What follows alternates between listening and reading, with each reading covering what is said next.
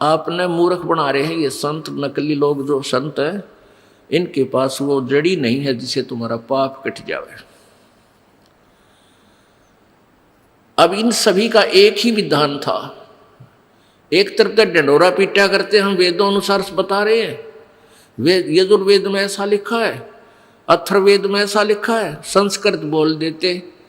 हमारे पास संस्कृत पल्ला पड़ा नहीं थी, तो हमने सोच दिया इसका अनुवाद इसने ठीक कराया होगा, ये ठीक बता रहा होगा, क्योंकि संस्कृत का विद्वान है, सब शास्त्र संस्कृत में भी लिपिबद्ध है।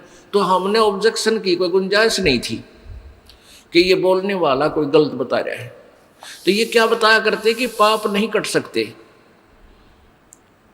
परमात्मा की साधना से पाप नाश नहीं होते।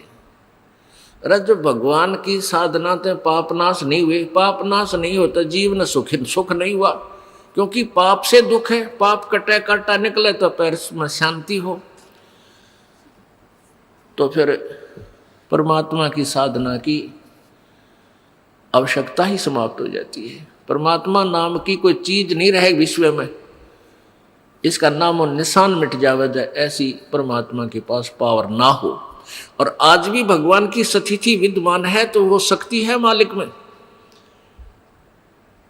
प्रत्येक प्राणी उन अज्ञानी अनाड़ी संतों ऋषियों से ये सुनकर के पाप तो भोगना ही पड़ेगा, प्रारब्ध में ये तो दुख तुझे भोगना ही पड़ेगा, फिर भी उनकी चाह मिटी नहीं, वो हारे नहीं, दूसरे संत के पास जाते हैं, तीसरे पर जाते हैं, क्योंकि उनको पता है कि परमात्मा में ये पावर है कि वो अंधे न आँख दे, रोगी न स्वस्थ कर दे, निर्धन न धनवान बना दे, और रंग को राजा बना दे, और राजा को उल्टा पटक दे।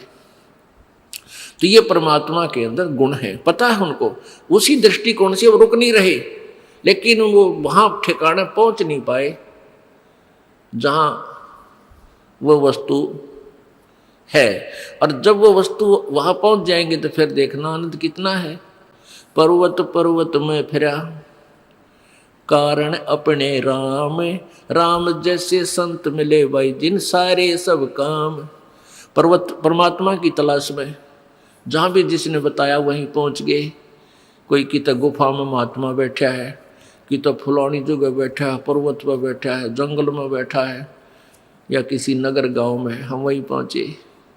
जब तक हमें वो परम संत नहीं मिले जो परमात्मा जैसे गुणों, परमात्मा से जो गुण हमें चाहिए थे उस संत के पास मिले, तो कहते राम जैसे संत मिले जिन सारे सब काम।